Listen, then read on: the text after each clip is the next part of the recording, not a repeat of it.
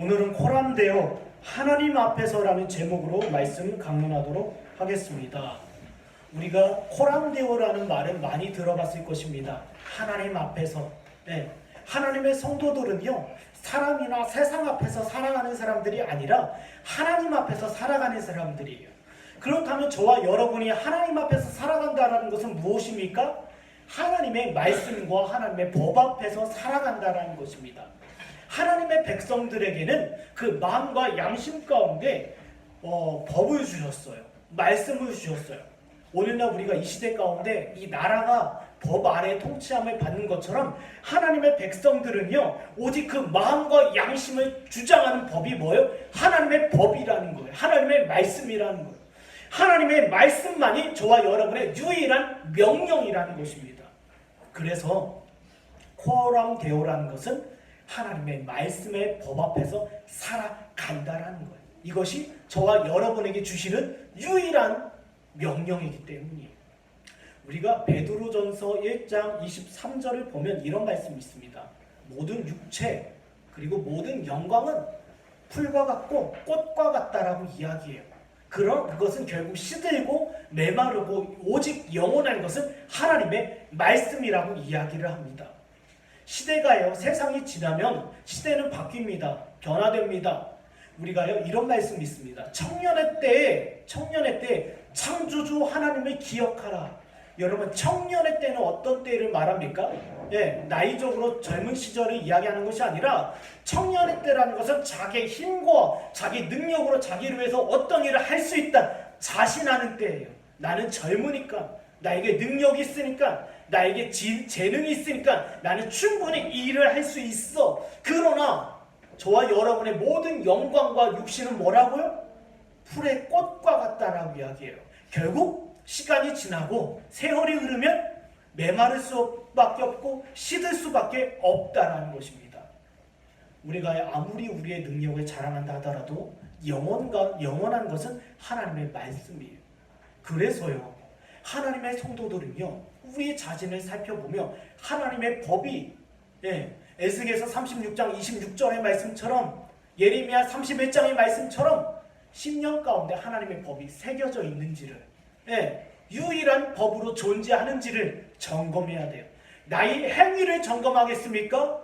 아니면 나의 열정을 점검하겠습니까? 아니면 내가 도덕적으로 윤리적으로 바른 삶을 살아가는 그것을 점검하시겠습니까? 아니에요. 모세도요. 가나안 땅 닿아서 뭐라고 했습니까? 무리밥 반석을 자기가 직접 치지 않았습니까? 그럼 결국이요, 아무리 대단한 사람도요, 시간이 지나면 그의 행위나 그의 태도에 있어서 불순종하는 마음이 피어날 수 있다는 거예요. 그렇다면 저와 여러분이 끝까지 붙잡고 점검해야 되는 건 뭐예요? 우리 마음과 양심 가운데 하나님의 법이 있는지를요. 하나님의 말씀이 있는지를 점검해야 돼요.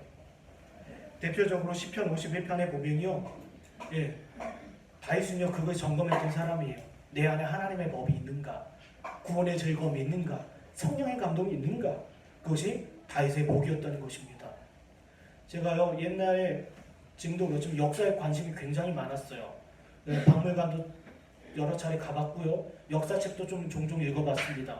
그런데 박물관에 보면 얼마나 대단합니까? 그 당시에 최고의 권력자들, 권세와 그리고 자기 힘과 자기 능력을 자랑했던 왕들의 흔적들이 있지 않습니까? 그러나 박물관이 교훈하는 것은 뭐예요? 그들은 없다라는 거예요. 그들 중에 살아있는 사람 있습니까? 그들 중에 여전히 자기의 권세와 능력을 자랑하며 자기의 대단함을 자랑하는 사람 있습니까? 없어요. 결국 무엇입니까? 영원한 것은 하나님의 말씀이에요. 세상의 권세와 우리의 육신과 우리의 능력의 자랑은 하나같이 풀의 꽃과 같다라는 것. 여기 예레미야 17장 5절에 보면 여호와께서 이와 같이 말씀하시니라. 무릇 사람을 믿으며 육신으로 그의 힘을 삼고 마음이 여호와에게서 떠난 그 사람은 저주를 받을 것이라. 보세요. 이 말씀은 제가 앞서 말씀드린 말씀과 똑같습니다. 육신을 자랑하고 자기 영광을 취하며 청년의 때 자기 실력을 자랑하며 대단하다 여겼던 사람들은 결국 무엇입니까? 결국 하나님에게서 떠난 사람이라는 거예요. 떠난 사람이라는 거. 저와 여러분요, 부디 무엇을 점검하셔야 됩니까? 우리 마음 가운데 있는 하나님의 법을 점검하셔야 돼요. 이것이 유일하고 영원한 것이기 때문이에요. 미련한 처녀와 슬기로운 처녀가 있습니다. 우리는 미련한 처녀를 바라보면서 진짜 미련하다라고 여겨요. 그런데 이 미련한 처녀들 대단했던 사람들입니다. 신랑이 언제 올 줄 알았어요. 그리고 신랑이 오기까지 무엇을 준비해야 될 줄 알고 있었던 사람이에요. 우리는 보통 기름이 없다라고 합니다. 그러나 아니에요. 이 사람들도 기름을 준비했어요. 횃불을 준비했고, 그리고 신랑이 오기까지 기다리고 수고했던 사람들이에요. 그러나 중요한 것이 있습니다. 이 기름이 신랑이 오기까지 여유로운지를 점검하지 않았던 거예요. 자기 외적인 행위는 어떤 태도를 바라보면서 나 완벽해, 나 괜찮아, 다 준비됐어, 야 신랑이 오기까지 나는 언제든지 준비되어 있는 사람이야 라고 여겼지만 결과적으로 기름이 있는지를, 여유 있는지를 점검하지 않았어요. 그러나 슬기로운 처녀들은 어땠습니까? 지속적으로 점검하고 살펴봤어요. 비록 이 때에 따라서 이 미련한 처녀와 슬기로운 처녀가 잠이 들어버렸어요. 그러나 슬기로운 처녀의 태도는 무엇이었습니까? 점검이었어요. 나팔 소리와 함께 주님께서 이 땅에 오시는 그날, 신랑이 다시 오시는 그날을 사모하며 기다리며 자기를 점검하고 살펴보았다라는 거예요. 그렇다면 코랑데오는 무엇입니까? 하나님의 말씀의 법 앞에서 살아가는 거예요. 그 법이 어디 있는지, 어디에요? 우리 마음과 양심의 유일한 법칙이 되는지를 점검해보는 삶이라는 것입니다. 그래서요, 오늘은 코람데오를 주제로요, 오늘 본문 말씀을 살펴보도록 하겠습니다. 첫 번째입니다. 우리 1절에서 3절입니다. 우리 본문 1절에서 3절입니다. 한번 함께 읽겠습니다. 시작.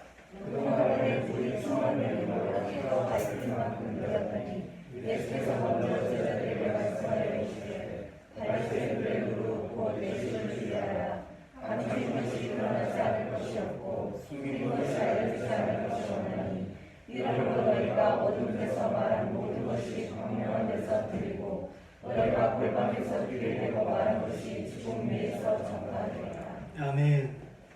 먼저 하나님 앞에서 산다는 것은요, 외식을 주의하라는 것입니다. 여기 본문에 보면요, 수많은 사람들이 몰려 들어왔어요. 수많은 사람들. 지금으로 따지면 얼마나 좋겠습니까? 교회가 성장하고 외적으로 사람 수가 늘어나니까 얼마나 기쁜 일이에요. 그러나 주님께서는요, 외식을 주의하라 하시면서 무리들에게 말씀하신 것이 아니라 제자들에게 말씀하셨어요. 여기 이 무리들은요, 어떤 사람입니까? 주님께서도 말씀하셔요. 요한복음 6장 26절에서 27절에 예수께서 대답하여 이르시되 내가 진실로 진실로 너에게 이르노니 너희가 나를 찾는 것은 표적을 본 까닭이 아니요 떡을 먹고 배부른 까닭이로다. 썩을 양식을 위하여 일하지 말고 영원하도록 있는 양식을 위하여 하라. 이 양식은 인자가 너에게 주리니 인자는 아버지 하나님께서 인치신 자니라.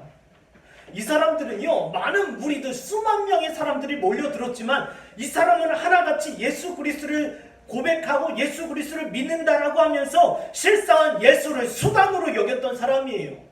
예수를 수단화해서 자기의 정욕과 육신의 안목과 이생의 자랑을 추구했던 사람이었다는 거예요. 보세요.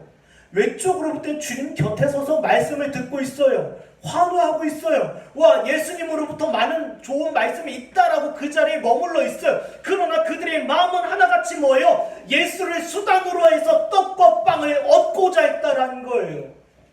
여러분, 이것을요, 소위 이렇게 얘기합니다. 장사한다라고 얘기해요. 장사한다. 우리도요, 이와 같은 모습을 가질 수 있어요. 이와 같은 모습을요. 이 사람들이야말로 외식하는 자들이라는 거예요. 겉으로 볼 때는요, 여러분, 외식이란 말이 무엇입니까? 겉포장 아닙니까? 겉포장? 겉포장이에요. 그러나 속은 무엇으로 되어 있어요? 썩어 문드러져 있어요.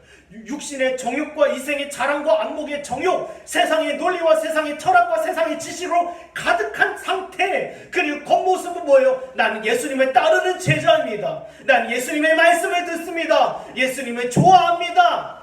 이와 같은 사람이 뭐예요? 바로 외식하는 자들이에요. 이 무리들은요 하나같이 외식하는 자들이었습니다. 예수의 이름을 가지고 그 수단으로 여기며 장사했던 사람들.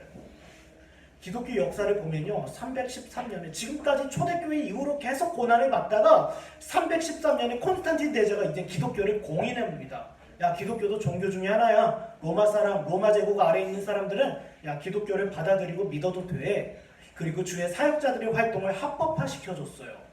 그리고 얼마 있지 않아서 380년에 테오도시오스 황제가 뭐라고 했습니까? 이제 기독교를 국교로 공인해버려요. 이제는 우리 로마 제국 안에는 다른 종교 없어. 오직 기독교야. 그 순간 사람들은 이렇게 얘기합니다. 야, 이와 같은 비결이 어디 있을까? 대부분의 역사학자들은 야, 초대교회가 대단했구나. 국교가 기독교가 됐다. 이 비결을 우리도 알아보자. 그리고 우리도 국교가 기독교가 되었으면 좋겠다. 이런 풍이 일어났으면 좋겠다. 그럼 결코 좋은 일이 아니었다라는 겁니다. 살펴보면요. 왜요? 기독교가 국교로 되는 순간 이제 교회는 기독교는 하나님의 말씀을 수단화된 거예요. 이 교회를 통하여 어떻게 이 세상에서 권력을 취하고 유익을 구할까? 위선자와 유사 그리스도인들이 차고 넘쳤다라는 거예요. 교회 안에. 하나님의 말씀 가운데 이교도의 방식이 혼합이 되어버리기 시작했어요.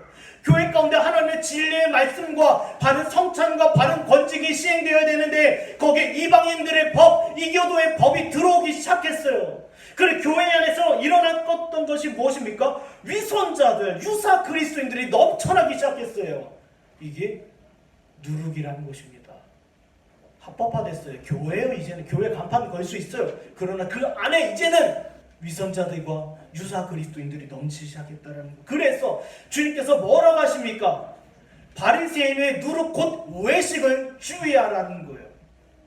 여러분 여기 본문에 보면 바리새파 사람들의 누룩은 뭔지 아십니까? 누룩은요 아시는 것처럼 출애굽했을 때 이스라엘에게 이렇게 말씀하셨어요. 유월절이 왔다. 이제 유월절에는 무교병을 먹어라. 무교병은요 누룩이 더해지지 아니하는 빵이에요.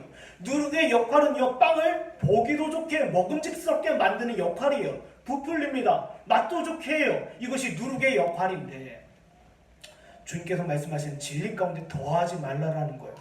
유월절 그 어린 양 곧 예수 그리스도께서 왜 무교병을 먹으라 하셨냐면 너희 구원을 위하여 그 어떤 것도 더하지 말라 이거예요. 그런데 바리새인의 누룩은 무엇입니까? 플러스 알파예요. 더했다라는 것입니다. 더했다라는 거예요. 보세요. 여기 무리들은요 주님께서 주신 교훈 가운데 더한 것이 있어요. 이걸 수단으로 해서 자기의 정욕과 육신의 정욕을 위해서 살아갔던 사람들이 바로 무리들이에요. 예수님께서 십자가에 대해서 부활에 대해서 말씀하시자 싹 흩어져 버려요. 제자 외에는 남지 않았다라는 것입니다. 수만 명의 사람들이 쫓아다닙니다. 갈릴리로부터 쫓아왔어요. 그러나 결국 끝까지 남은 자들은 누구입니까? 예수님의 제자들, 사도들이었어요. 예수님의 약속을 기다리며 마가의 다락방에 모인 사람들이 120명의 사람들이었다는 거예요. 그 많은 수만 명의 사람들 다 어디 갔습니까? 그 사람들은 누룩을 쫓아갔던 사람들이에요. 그럼 바리새파 사람들은 어떤 사람들입니까? 진리 가운데 유대인의 전통을 더했어요. 유대인의 잘못된 해석과 잘못된 교리와 잘못된 교훈을 더했다라는 거예요. 이것이 당시 사람들의 누룩이었습니다. 우리도요 이와 같은 누룩에 유혹될 수 있다라는 것입니다. 주님께서요. 그렇다면 여기 본문 2절을 보면요 누룩의 영적 특징에 대해서 이야기하고 있습니다. 누룩의 영적 특징 첫 번째는요 감추인 것이 드러나지 않을 것이 없고 숨긴 것이 알려지지 않을 것이 없나니라고 본문에 말씀하고 계셔요. 이것은요 뭐냐면요 눈에 보이는 것을 중요시하고요 눈에 보이지 아니하는 것은 중요시지 않았다라는 거예요. 여러분 누룩의 특징은 뭡니까? 눈에 보이는 것을 굉장히 중요시해요. 그러나 눈에 보이지 아니한 것을 그렇게 중요하게 여기지 않았다라는 거예요. 이 사람들은요 숨깁니다. 자기를 포장해요. 사람들 앞에 보이지 아니하면 돼. 이것만 드러나지 아니하면 돼. 자신의 과실이나 치부를 드러내지 않기 위해서 꽁꽁 싸매준 사람들, 자기의 정체를 숨기는 사람들, 자기의 정체를 빛 가운데로 나타내 보이지 아니하는 사람들, 이 사람들이야말로 누구예요? 바로 누룩이요라는 거예요. 누룩. 무리들은요 자기의 정체를 드러내지 않습니다. 예수란 이런 걸 수단으로 산다는 것을 드러내지 않아요. 그리고 바리새파 사람들은요 자기가 율법과 그리고 바른 가르침이 있다 하면서 그 마음 상태가 회칠한 무덤인 것을 드러내지 않았어요. 감춰버렸어요. 네. 과거의 과상을 삼키며 약한 자를 채찍질하는 그들의 마음을 숨겨버렸다라는 거예요. 나는 시장에서 문안을 받고 나는 큰 소리를 기도하고 나는 교회에서 크게 봉사하는 것 이것이 나의 자랑이야. 내 마음 터치하지 마. 이거예요.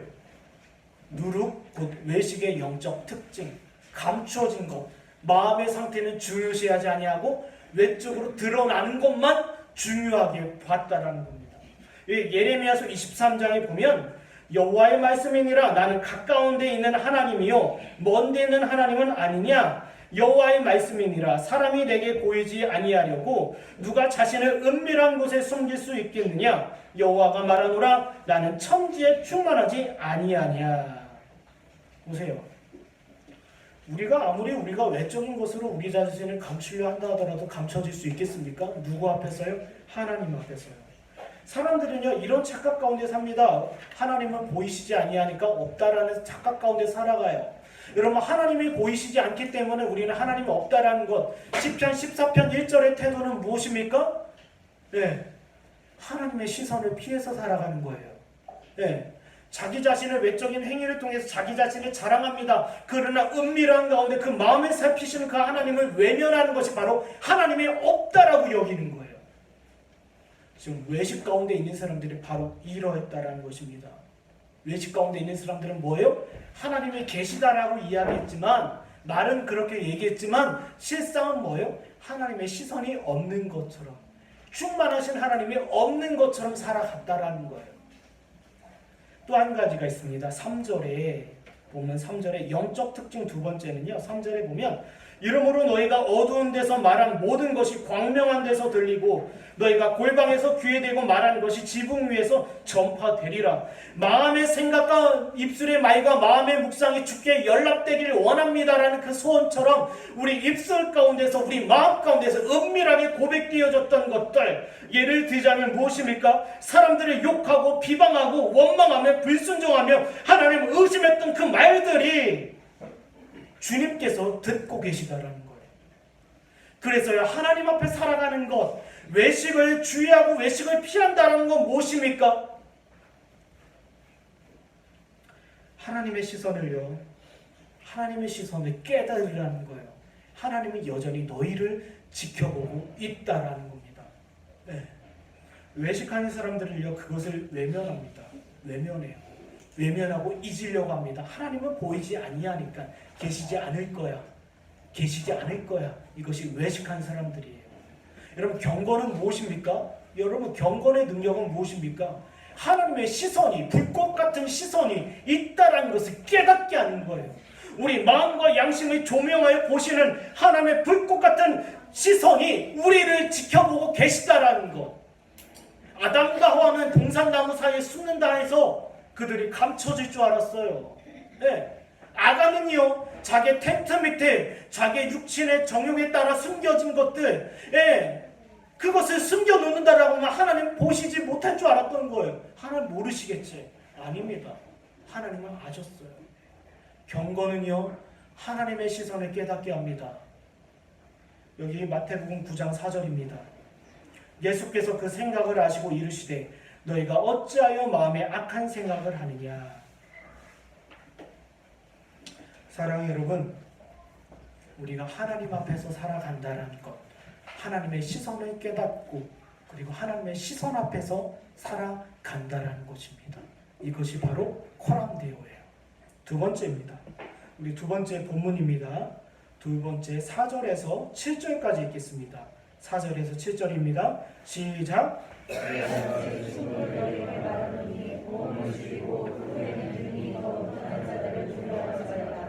마땅히 두려워할 자를 내가 너에게 보이리니 곧 주신 후에 또한 지옥의 영적 것을 징크를 두려워하라. 내가 참으로 너에게 이르노니 그를 두려워하라. 참새 다섯 마리가 두 아사리온에 달린 것이 아니냐. 그러나 하나님 앞에는 그 하나도 잊어버리시면 말하지 아니하시도다. 너에게는 심지어 머리털까지도 다 하시지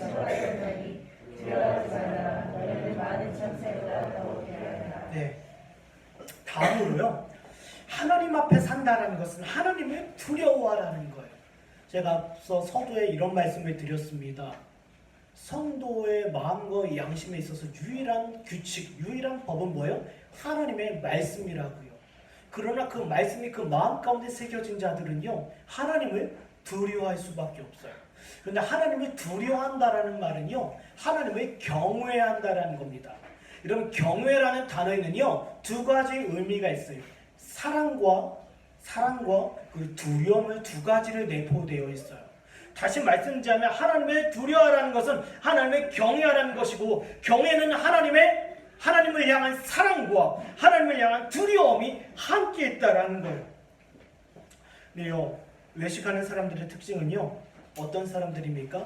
하나님을 두려워한다라고 하지만 여러분, 두려워하지 않는 사람들을 이야기를 해요. 왜냐하면 하나님의 시선을 애써 외면하고 있기 때문이에요. 근데 하나님을요, 오늘날 두려워한다 이런 말 잘하지 않습니다. 하나님을 사랑해라. 우리가 어떤 삶과 어떤 태도와 어떤 행실에 있던 간에 회개할 마음이 없다 하더라도 하나님을 사랑해라 라고 이야기해요. 하나님을 사랑해라. 하나님을 사랑해라는 것은 하나님을 두려워하라는 거예요. 하나님을 사랑한다 하면서 두려워하지 않는 사람들은 사랑하는 것이 아닙니다. 하나님을 두려워하는 것은 하나님을 곧 사랑하는 것이고, 하나님을 사랑하는 것이 곧 하나님을 두려워하는 거예요. 그런데 하나님을 두려워하지 아니하는 사람들은요, 세상을 두려워할 수밖에 없어요. 그리고 하나님을 두려워하는 사람들은요, 세상을 두려워하지 않을 수밖에 없다라는 거예요. 오늘날 우리는 누구를 두려워하십니까? 오늘 본문에 살펴보면 본문에서는 이렇게 이야기합니다. 하나님을 두려워하라고 얘기해요. 이 뜻은 무엇입니까? 세상을 두려워하지 말라. 시편 51편에요. 다윗이요, 밧세바 사건을 일으키고 나서 누구의 책망을 받습니까? 나단 선지자의 책망을 받아요. 책망을 받고 그가 엎드려집니다. 왜요? 하나님을 두려워했기 때문이에요. 그가 세상을 두려워했다라고 하면 왕의 체면 그런 거 신경 안 쓸 거예요. 여전히 자기 죄를 숨겼을 것입니다. 네, 자기 업적과 그리고 자기가 행한 일에 대해서 흠집나는 걸 원치 않았을 거예요. 세상을 두려워해서. 그러나 다윗은 누구를 두려워했습니까? 살아계신 하나님을 두려워했어요. 사울왕 여러분 잘 아실 거예요. 사울왕이요, 어땠습니까? 네, 자기가요 제사를 드리면 안 돼요. 사무엘 선지자가 와야 합니다. 그러나 이제 백성들이 흩어지고 그 대적 앞에서 언제 우리가 무너질지 모르는 급한 상황이에요. 빨리 제사를 드려야 합니다. 그래서 어떻게 했어요? 자기가 드려버렸어요. 와서 사무엘 선지자가 책망합니다. 왜 이 같은 죄를 범했느냐? 그때 사울의 반응이 무엇입니까? 자기를 떠나지 말아달라고 요청해요. 자기 체면과 자기 입장이 있기 때문에 사무엘 선지자를 붙잡습니다. 자기가 회개하고 잘못했다는 것이 아니라 저의 체면이 있으니까 좀 지켜 옆에 곁에 서 주십시오. 백성들은 당신을 존경하고 당신을 따릅니다. 제발 제 곁에 서 계십시오. 전쟁이 이기고 나서 무엇을 세웁니까? 사울의 동상을 세워요. 하나님께 영광을 돌리는 것이 아니라 자신의 이름으로 자신의 상을 세워버려요. 누구를 두려워했다라는 거예요? 세상을 두려워하고 하나님을 두려워하지 않았다라는 거예요. 하나님 앞에서 살아가는 것은 무엇입니까? 하나님을 두려워하는 거예요. 하나님을 두려워하는 사람들은요, 그 마음 가운데 하나님의 법정, 곧 하나님의 말씀이 있는 자들이에요. 우리 본문에 보면요, 이런 말씀이 있습니다. 본문 한번 잠깐 보겠습니다. 4절에 내가 내 친구 너희에게 말하노니 몸을 죽이고 그 외에는 능히 더 못하는 자들을 두려워하지 말라. 본문에서요, 저와 여러분에게 하나님을 두려워하라, 하나님을 두려워하라는 이유가 있어요. 왜요? 하나님은 저와 여러분의 육신뿐만 아니라 영혼을 능히 지옥 형벌 가운데 내던질 수 있는 분이기 때문이에요. 하나님을 두려움으로 사십시오. 왜요? 우리 영혼과 구원의 문제가 하나님께 달려있기 때문이에요. 그러나 하나님을 두려워하지 아니하고 세상을 두려워하는 사람들은요, 육신의 종로를 타며 자기의 육신을 붙잡고 살아가요. 보세요. 히브리서 11장에 보면요, 하나님을 두려워했던 사람들의 이야기가 나옵니다.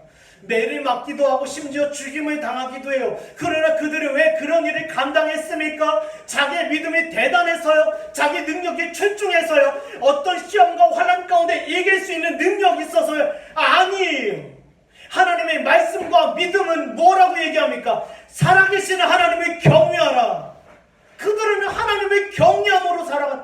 거예요. 이 시대에 하나님 앞에서 살아가는 건 무엇입니까? 하나님의 경외하는 거예요. 그분이야말로 저와 여러분의 영혼을 유일하게 구원하실 수 있는 분이기 때문이에요. 여러분의 자녀들이 있습니다. 자녀들이 이 세상에서 잘 되는 것이 소망입니까? 잘 되는 것이 소망이 아닙니다. 제가 이번에 장로님께서 교회 이전에 대해서 얘기해 주셨어요. 그거에 대해서 저는 잠을 못 잤습니다. 여러 모양으로 걱정되고.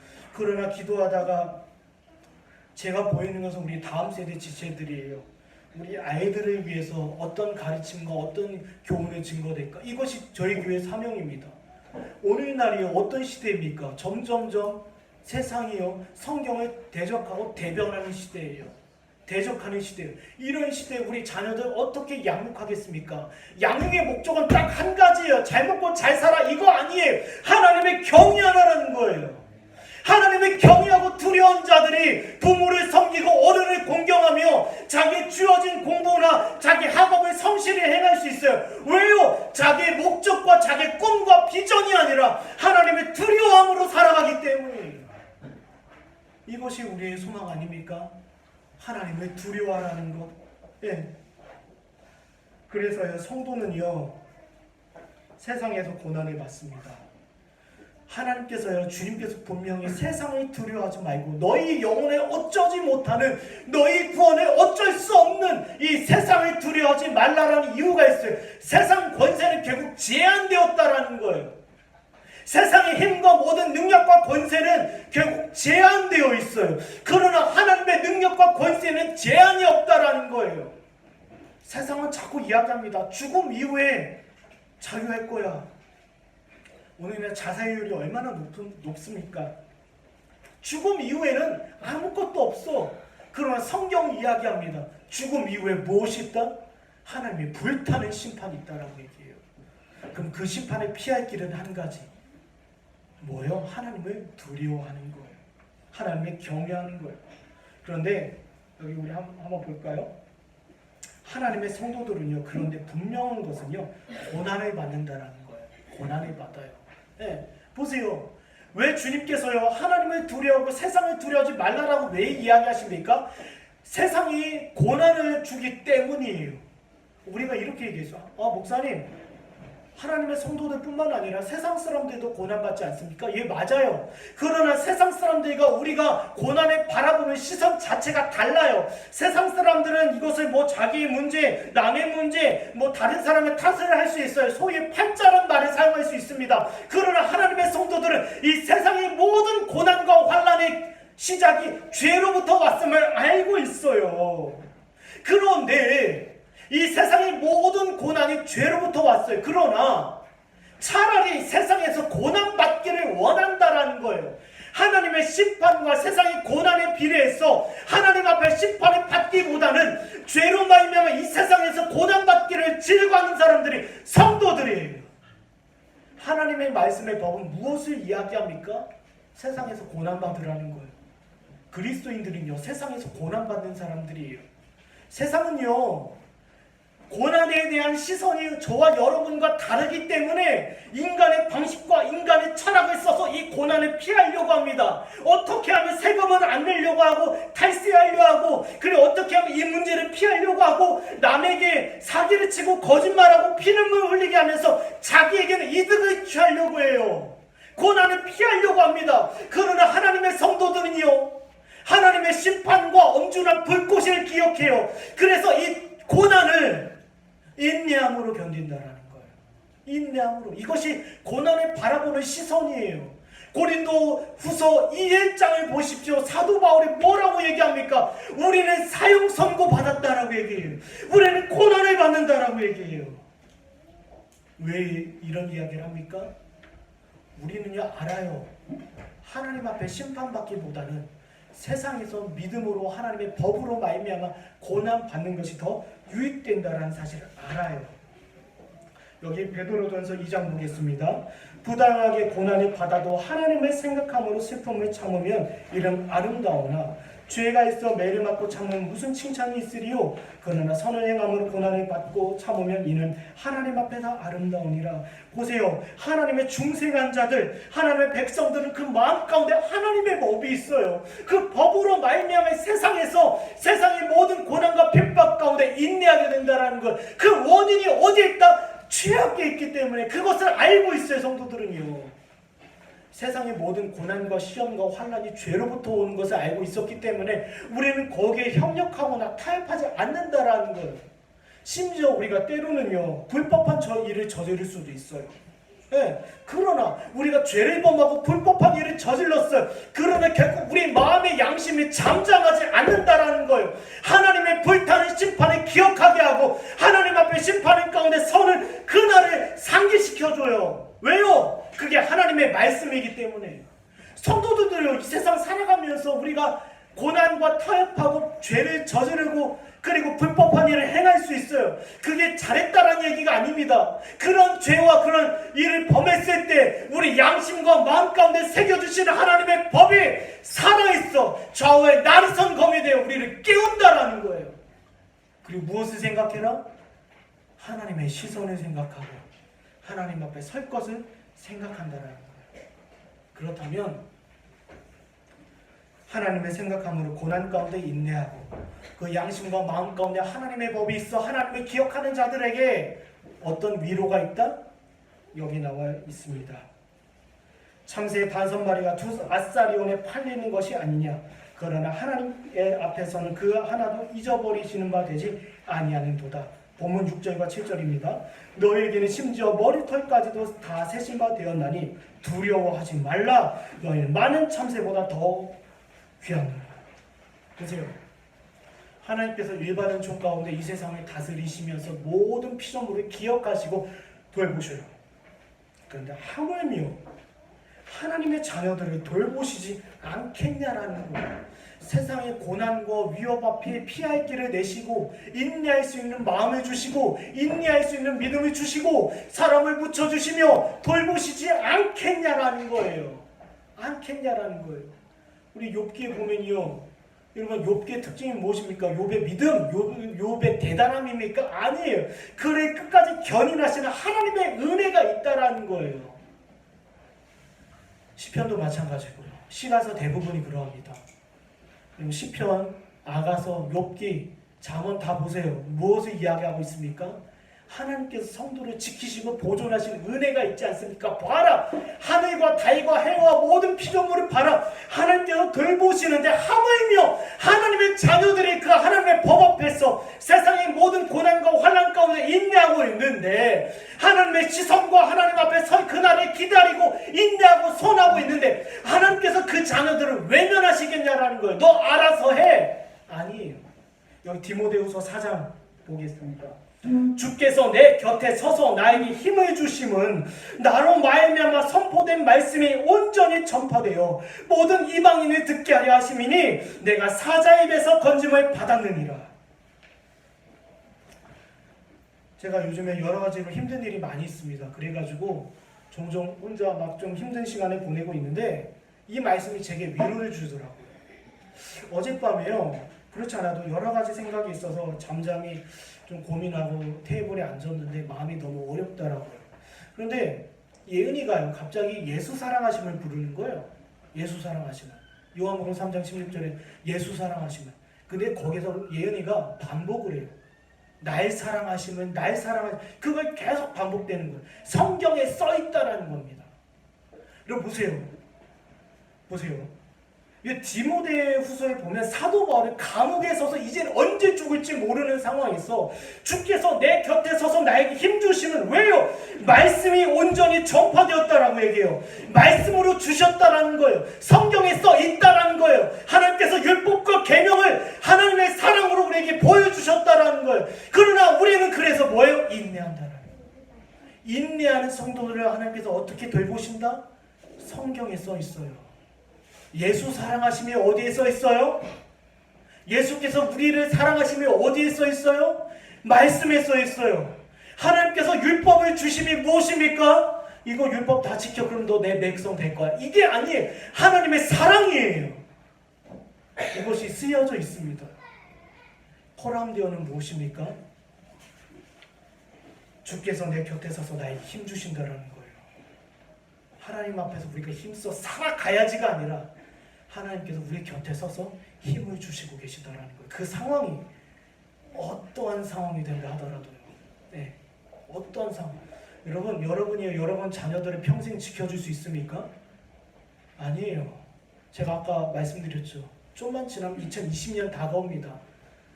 여러분의 생명이 영원할 것 같습니다. 아니에요. 여러분의 자녀를 지키는 것은 하나님이셔요. 그리고 그것도 하나님의 말씀입니다. 그럼 우리 교회는 무슨 일을 해야 됩니까? 자녀들에게 고난을 피하지 말고 주님의 생각함으로 그 고난에 참여하며 하나님의 법 앞에서 인내라는 말씀을 더해야 되지 않습니까? 이것이 두 번째 교훈입니다. 세 번째입니다. 마지막 우리 8절에서 12절까지입니다. 함께 읽겠습니다. 시작.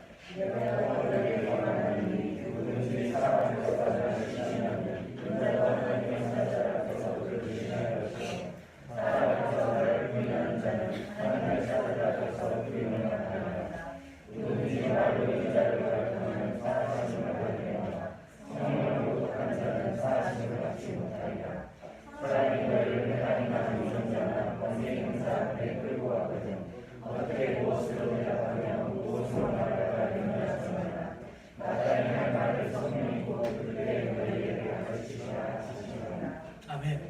보세요. 마지막으로요. 하나님 앞에 산다는 것은 주님을 시인한다는 걸 이야기합니다. 시인한다라는 것. 여러분 시인한다라는 것은요. 신앙의 고백을 이야기합니다. 신앙의 고백. 네. 그런데 신앙의 고백은요. 우리는요. 신앙의 고백. 제가 교회를 어떻게 다녔습니다. 교회에서 어떤 봉사를 했습니다. 그리고 교회에서 어떤 직분을 맡고 있습니다. 저는 어떻게 살아왔습니다. 어떤 일을 했습니다. 이것이 신앙의 고백이 아니에요. 대표적인 신앙 고백 무엇입니까? 마태복음 16장 16절에 주는 그리스도시요 살아계신 하나님의 아들입니다. 여러분 신앙 고백에는요 하나님의 말씀과 하나님의 교리가 담겨져 있다라는 거예요. 자신의 주관적이고 자기가 어떤 환상이나 꿈을 통해서 얻었던 주관적인 그런 것을 담는 것이 아니라 신앙 고백에는 하나님의 말씀과 그 교리가 담겨져 있어요. 예수 그리스도는 하나님의 아들이시고 그리스도이십니다라는 거예요. 제가요 대학 시절에 왜 그랬는지 모르겠어요. 무당전도를 엄청 많이 다녔어요. 근데 무당들도요 이렇게 나 예수 알아, 나 성경책에 읽고 있어, 나도 예수 믿어, 그리고 예수를 위해서 기도해. 그리고 제가 세종에서 전도하다 보면요 교회는 다니지 않는다고 합니다. 그러나 하나님 믿고 있다라고 해요. 예수님이 누구에 대해서 안다라고 합니다. 그럼 그와 같은 것들이 다 신앙 고백입니까? 이방인들도요 타종교 가운데 우상 숭배하는 자들도요 예수님 알아요. 예수님을 고백합니다. 하나님의 아들이라 고백합니다. 그것이 다 예수님을 주라 시인하는 것입니까? 다 하나같이 신앙 고백이라 할 수 있습니까? 아니라는 거예요. 제가 수요일마다 사도신경에 대해서 나누고 있는데요. 사도신경에 보면요. 예수님이 오셨을 당시에 예수란 이름을 가진 자들이 많이 있었습니다. 예수와 여수와 호세아 다 구원자란 이름을 가지고 있었어요. 그런데 그들이 다 구원자입니까? 그들이 다 그리스도입니까? 그들이 다 하나님의 아들입니까? 아니라는 거예요. 그렇다면 주님께서 말씀하세요. 내가 또한 너에게 말하노니 누구든지 사람 앞에서 나를 시인한다라는 것은 무엇입니까? 시인이라는 것은 하나님의 말씀과 합당한 진리의 말씀을 전하는 거예요. 고백하는 거예요. 그리고요. 거기는 동시에 믿음이 있다라는 것입니다. 이단자나 우상숭배자, 불신자들은요 아무리 그 입술에 예수란 이름을 가졌다 하더라도 하나님의 말씀과 그 가르침에 떠나 있기 때문에 그들의 고백은 예수 그리스도의 신한 것으로 볼 수 없다는 것. 얼마 전에 제가 책 한 권을 받았습니다. 2권 책이에요.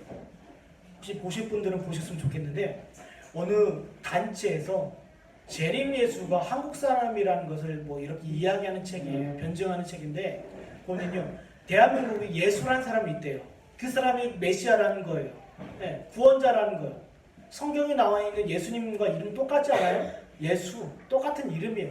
그러나 그 사람의 이름을 부른다 해서 그것이 다 예수님이 신하는 것이 될 수 없어요. 왜요? 그건 하나님의 말씀에 떠나 있기 때문에 우리의 고백은 무엇입니까? 하나님께서 구속사역 가운데 구속의 언약 가운데 성부 하나님과 모든 언약을 체결하시고 그 뜻대로 모든 율법과 계명을 성취하시며 그 합당한 때 동정녀 마리아의 몸에서 나셨으며 그리고 하나님의 모든 말씀을 성취하시며 마침내 부활한 죽은 자 가운데 부활하시고 승천하셔서 다시 오신다 그 약속하신 그 이름 그리스도라는 그분을 시인하고 고백하는 것이 바로 신앙 고백이라는 거예요. 거기에는 하나님 예수 그리스도의 모든 가르침이 담겨있고 예수 그리스도의 모든 말씀과 교리가 담겨있는 거, 이것이 바로 시인이에요. 이것이 바로 신앙 고백이에요. 근데 오늘날 사람들은요 다 예수라고 합니다. 나 예수 믿어요, 나 교회 다녀요. 그리고 자기 신앙 고백에 대해서 늘어놓습니다. 그러나 그 사람이 이야기하는 건 뭐예요? 성경에서 말하지 아니하는 예수, 성경에서 말하지 아니하는 구원, 그것을요 신한 거라고 볼 수 없다라는 거예요. 신앙 고백이라고 볼 수 없다라는 거예요. 얼마 전에 이런 일이 있지 않았습니까? 2009년도인가요? 어느 단체에서 십자가를 들고 아프가니스탄에서 예수 대행진해요. 우리의 이것의 신앙 고백이다, 우리의 이것이 우리의 믿음이다 라고 자랑하면서 무슬림권에서 십자가 들고 있습니다. 그 결과 10년 내에 지하교회와 은밀하게 조용하게 선교하고 있는 선교사들 100가정이 쫓겨났어요. 여러분, 그런 이들은요 예수를 고백하고 신한다라고 하면서 그것은요 신한 것이 아닙니다. 그것은 신앙 고백이 아니에요. 참된 신앙 고백은 무엇입니까? 하나님의 말씀을 합당하게 증거하며 가르치는 건데, 여기 로마서 10장 9절입니다. 내가 만일 내 입으로 예수를 주로 시인하며 또 하나님께서 그를 죽은 자 가운데서 살리신 것을 내 마음에 믿으면 구원을 얻으리라. 참된 신앙의 고백, 참으로 예수 그리스도의 시인하는 것은 하나님의 말씀 진리 가운데 증거되는 하나님의 말씀을 통하여 그 믿음으로 고백하는 거예요. 그 믿음으로. 저와 여러분 가운데요 하나님의 말씀과 참된 진리의 말씀이 있다면 이 말씀으로 말미암아 무엇이 일어나요? 믿음이 일어나요. 핸드폰을 붙잡고 있다고 해서 여기서 믿음이 일어나는 것이 아닙니다. 사람을 만난다고 해서 거기 가운데 믿음이 발생되는 것이 아니에요. 로마서 10장 17절, 믿음은 어디서 난다? 진리를 들음으로 난다, 말씀을 들음으로 난다, 교리를 들음으로 난다라는 거예요. 근데 사람들이 이렇게 합니다. 예수님 고백하니까, 시인하니까 자기 철학과 자기 경험과 자기 체험을 가지고 이야기해요.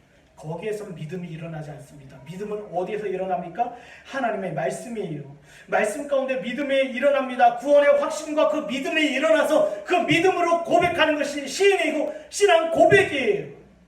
그런 자들이 죽는 겁니다. 히브리서 11장에 수많은 순교자 이야기가 나옵니다. 그 사람들이 무엇입니까? 그들의 신앙 고백은 무엇이었습니까? 구원의 확신과 믿음에서 일어난 것들. 구원의 확신과 믿음은 어디에서 비롯된다? 하나님의 말씀에서 비롯된다라는 것입니다. 그 성령의 유효한 역사 가운데 있는 사람들은요 잠잠할 수가 없어요. 여기 마가복음 10장에 이런 말씀이 있습니다. 많은 사람이 꾸짖어 잠잠하라 하되 그가 더욱 크게 소리질러 이르되 다윗의 자손이여 나를 불쌍히 여기소서 하는지라. 여기 소경 바디모의 고백인데요, 보세요. 말씀 가운데 믿음으로 구원의 확신으로 참된 신앙 고백이 있는 하나님의 성도들에게는요 결코 잠잠할 수가 없어요. 성령께서 그 가운데서 입술을 터져 나오게 하셔요. 고백하게 하셔요. 신앙에 고백하게 하셔요. 그리스도의 진리의 말씀을 증거하게 하셔요. 여기 바디메오가요 그러했던 사람이에요. 그 가운데 예수 그리스도께서 주시는 말씀으로 말미암아 믿음이 일어났어요. 그는 결코 잠잠할 수 없다라는 거예요. 예수님께서 예루살렘 성에 입성하실 때 사람들이 고백합니다. 외칩니다. 네. 호산나 다윗의 자손이여 찬송하리로다. 주의 이름으로 오시는 이여라고 하니까 유대인들이, 바리새파 사람들이 이야기합니다. 그들의 입 좀 다물게 하십시오. 주님께서 말씀하세요. 그들이 만약 입을 다문다고 하면 돌들이라도 소를 지겠다. 이는 결국 그들의 마음 가운데 성령께서 역사하신 것을 막을 수 없다라는 거예요. 이것이 시인이고 이것이 신앙의 고백입니다. 이것이 시인이고 신앙의 고백이에요. 98년도에요. 미국 한 학교에서 있었던 일입니다. 총을 든 강도들, 이슬람권에서 온 테러자들이 어린 학생들에게 총을 겨누었어요. 너 예수 믿냐? 예, 그 앞에서 신앙 고백하는 학생들을 다 순교를 했어요. 근데 그 어린 아이들이 왜소하고요. 여러분 주님을 위해서 무슨 일을 했겠습니까? 초등학교 2, 3학년짜리들이 주님을 위해서 교회를 세웠습니까? 아니면 엄청난 대단한 일을 했겠습니까? 그러나 그들은요, 믿음이 있었다라는 거예요. 교회에서 가르치고 양육하는 자리 가운데 그의 믿음으로, 말씀으로 말면 그의 믿음으로 그는 좋은 길을 나아갔다라는 거예요. 침묵할 수가 없어요. 불순분자들이 저와 여러분에게 총을 겨눈다 하더라도 우리 마음 가운데 있는 하나님의 법과 그 양심의 성령의 능력으로 잠잠할 수 없다라는 거예요. 이것이 시인이고 이것이 신앙의 고백입니다. 제가요 교회 이전 문제를 놓고 잠을 못 잤습니다. 고민을 많이 하고 이것이 과연 하나님의 뜻인지를 계속 주목하여 기도했습니다. 아시잖아요. 제가 함부로 결정하고 함부로 움직이지 않는 것. 교회에서 지출이 나가고 비용이 나가는 것도 주저하는 것 여러분 아시리라 생각합니다. 그러나 중요한 것은요, 이것이 하나님의 뜻인지 뜻이 아닌지를 고백했어요. 근데 중요한 것은요, 저희 교회는 하나님의 말씀 공동체라는 곳입니다. 하나님의 말씀을 증거하고 듣는 수단으로 이 건물을 사용하는 것이 이 건물을 자랑하고 교회를 확정하려는 목적은 아니라는 거예요. 사랑 여러분, 우리 자녀들에게 무엇을 가르치겠습니까?